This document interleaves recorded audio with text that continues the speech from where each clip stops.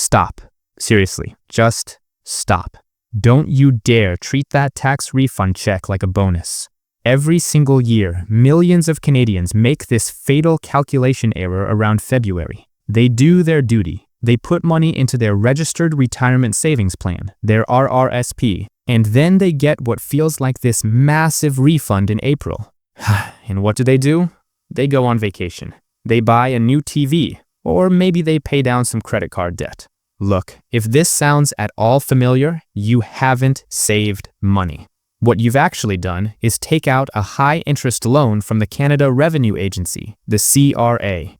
And the worst part is, you probably don't even know you're in debt to them. Okay, let's get right into this, because this is the one fundamental misunderstanding that costs people absolute fortunes. Most of us think the RRSP is a tax deduction, and yeah, technically on your tax forms, that's what it's called. But behaviorally, it's totally false.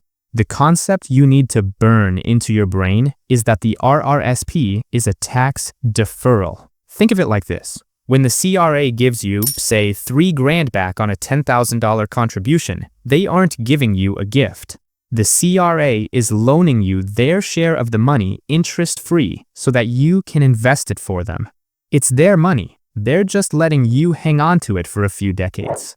So today, we're going to take an audit-first approach to your wealth. We are going to completely dismantle this RRSP refund myth. And to do it right, we need to walk through a 6-point compliance audit. First up, the joint venture. We're going to figure out who really owns this money. Then we'll run the gross-up formula, which is the only way to get the tax break you actually think you're getting. We'll expose the execution gap, where all your good intentions go to die. And we'll learn how to safely use a short-term loan to bridge that gap. And finally, we'll optimize with smart asset location and map out our exit strategy to avoid a massive tax trap down the road. I'm telling you, if you can't check all 6 of these boxes by the end of this, don't make your contribution yet. All right, let's kick off our audit with box number 1, the joint venture. And the fundamental question here is pretty simple. Who really owns the money that's sitting in your RRSP? You have to think of your RRSP as a partnership, a joint venture with the government. So let's just say for a second, your marginal tax rate is 30%. When you put $1,000 into your RRSP, you don't actually own $1,000. Nope, you own 700 of that. The government owns the other 300. The only reason your account statement shows the full grand is because the government is letting you hold their piece of the pie to grow it alongside yours. But don't get it twisted. When you go to withdraw that money in retirement, they want their 30% back. And not just that, they want 30% of all the growth it generated over all those years. It's their portion from day one. You're just the temporary fund manager. Let's see how this little mental mistake plays out in the real world. I want to tell you a quick story to really drive this home. I call it the tale of Robert. See, I once reviewed a portfolio for a client. We'll call him Robert.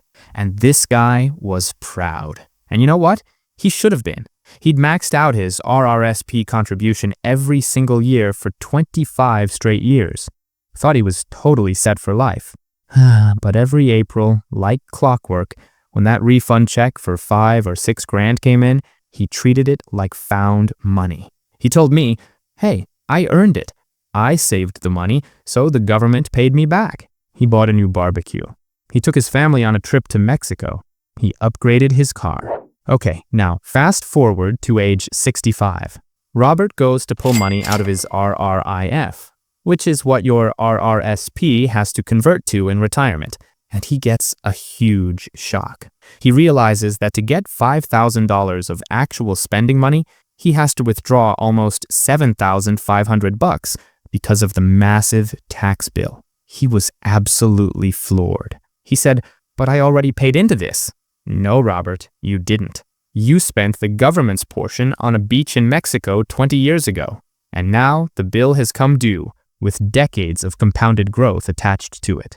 Robert isn't retiring in luxury. He's retiring on a strict budget because he basically borrowed money from his future self at a 30% interest rate to buy a TV today. That's not investing. That is consumption disguised as tax planning. But there is a fix. And that brings us to the most important part of this entire audit. Box number 2. It's a strategy called the gross up. Now, most advisors won't walk you through this because, frankly, it requires a little bit of manual work in planning. But if you want to actually get the full tax benefit of the RRSP, this is the mandatory next step. The only way, and I mean the only way to make an RRSP perform like a tax-free account, like a TFSA, is to invest the entire pre-tax amount. And that means you absolutely, positively must reinvest the refund. So let's run the numbers. Let's say you've got $10,000 in cash to contribute, and your tax rate is 40%. The amateur approach is putting in the 10 grand, getting a $4,000 refund later, and then spending it. You lose. The pro approach recognizes that your $10,000 is just the after-tax portion. The goal is to figure out the full pre-tax equivalent. So here's the formula you need to use. Let's walk through this slowly. You take your cash, in this case $10,000, and you divide it by 1 minus your marginal tax rate, right? In this example, that's 40% or 0.40. So that's 1 minus 0.40, which equals 0.60. Now we take our original $10,000 and we divide it by 0.60. And the result is $16,666. That number right there is your true contribution target. That is your grossed up contribution amount. And right about now, I know what you're thinking. This is great, but I don't have 16,000. I only have the 10,000 I started with. And that's a perfectly good question. In fact, it's the exact problem that stops most people from ever doing this correctly. So, how do we bridge that gap? And this brings us to the most common point of failure, box 3, the execution gap. So, you do everything right. You get the math, you even get the refund. And then what happens? It just sits there in your account. You hesitate. You start thinking, oh, is the market too high right now? Or maybe I'll just wait for a dip. That hesitation, my friends, is what we call cash drag. And it can be just as costly as the tax itself. It completely undermines the whole strategy. This is exactly why automating this process is non-negotiable. I use a platform that lets me set up automated reinvestments. If I'm reinvesting a refund, I don't want to think about it. I don't want to try to time it. I set it to auto-invest the second that deposit hits my account. I've actually linked the platform I use down below because it makes this process completely foolproof. You just set it and forget it, and that ensures you don't become your worst enemy. It is the cleanest way to automate this so you don't sabotage yourself. So, how do we solve that funding gap and actually hit our gross up target right from the very start? Well, that brings us to box number 4, the short-term loan. This is how you find the money to hit that optimal contribution target we just calculated. Okay, here is how it works step by step to hit that perfect target of $16,666. You borrow the difference in February. So you borrow the $6,666. Now watch what happens in April when your tax refund arrives. Your refund is calculated as 40% of the total contribution. And what is 40% of $16,666? It's exactly $6,666. You take the refund, you pay off the loan immediately. Boom. You are now completely debt-free. And what's the end result? Instead of just $10,000 growing for you, you now have over $16,000 growing for you. And you did it with the exact same $10,000 out-of-pocket cost. This is the escalator effect. You're compounding a much larger amount of capital, all thanks to a short-term 0% interest loan you effectively got from the government over 20 years. That extra capital compounded at 7%, that isn't just a few bucks. We're talking tens of thousands of dollars of free growth.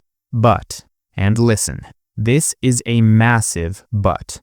This only works if you are ruthlessly disciplined. If you borrow the money, get the refund, and then spend the refund, you have just dug yourself a financial grave. Alright, so we've covered how to fund the account properly. Now we need to cover what to actually put inside of it.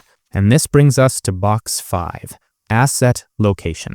Now that you have this properly funded, grossed up lump sum sitting in your RRSP, the next question is absolutely critical.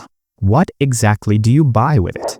Here's where we can get a huge edge, all thanks to a very specific detail in the tax treaty between Canada and the US. See, because the RRSP is recognized by the IRS as a formal retirement account, they waive the usual 15% withholding tax on US dividends. This special treatment doesn't apply to your TFSA or a non-registered account. This makes the RRSP the uniquely perfect home for your US dividend-paying stocks. So, the rule for box 5 is simple. US assets go in the RRSP first. Canadian assets go in the TFSA. Let me just show you why this tiny little detail matters so much over time. Imagine you hold a US dividend ETF that yields 2%. That 15% withholding tax, if you hold it in the wrong account, it drags your total return down by about 0.3% every single year. Now, 0.3% sounds small, doesn't it? But on a $500,000 portfolio held over 25 years, that tiny little drag is going to cost you over $40,000 in lost wealth. That is the price of laziness. That's the price of putting the right asset in the wrong box. Finally, let's talk about the end game. This is box 6, the exit strategy. Because eventually, your RRSP must, by law, be converted into an RRIF, a registered retirement income fund, which forces you to take money out every single year. And if you're too successful, if you grow this account too large using the gross-up strategy, you might accidentally push yourself into a higher tax bracket in retirement than you're in today. But you know, there's an even bigger danger than just tax brackets. It's called the OAS clawback. OAS, or Old Age Security, is a government benefit you get starting at age 65, but you should think of it as having a success tax attached to it. The government gives you OAS, but if your other income, like from your RRIF, is too high, and right now that's around $90,000, they start taking that benefit back. They literally claw it back at a rate of 15 cents for every single dollar you earn over that limit. So, let's connect the dots. If you have a massive RRSP and you are forced to withdraw $100,000 a year from it, you aren't just paying income tax on that money, you are also losing your OAS benefit at the exact same time. And when you combine your regular income tax with that 15% clawback, your real effective tax rate can skyrocket past 60%. That is the trap. And this is why blindly maxing out your RRSP without considering your TFSA can be a huge, huge mistake. Because TFSA withdrawals are tax-free and they don't trigger the clawback. So, let's recap the entire compliance audit. 1. Understand it's a joint venture. It is not all your money. 2. You have to use the gross-up formula to calculate your true contribution target. 3. Automate the execution to eliminate that hesitation. 4. Use a short-term loan only if you can pay it off immediately with the refund. 5. Prioritize your U.S. assets in the RRSP to take advantage of that tax treaty. And 6. Always be mindful of the OAS clawback trap in your exit strategy. If you've checked all 6 of these boxes, you are clear to contribute. Now, I know the gross-up math can get a little complicated, especially when you start factoring in your specific provincial tax bracket. So, I've got a question for you. Would you want me to build a downloadable calculator that does all this gross-up math for you automatically? Let me know down in the comments below. If I see enough interest, I'll build it, and I'll release it in the next explainer. And to make sure you're always on top of these strategies, do me a favor and hit that like button and subscribe. In the meantime, If you want to understand the other side of this retirement planning coin, and I mean how to fix the common and costly mistakes you might have already made in your TFSA, then you need to watch this video right here. It's the other half of the blueprint. I'll see you there. And as always, just a quick reminder, this content is for educational purposes only and is not financial advice. Always review your own numbers or consult a qualified professional before making any investment decisions.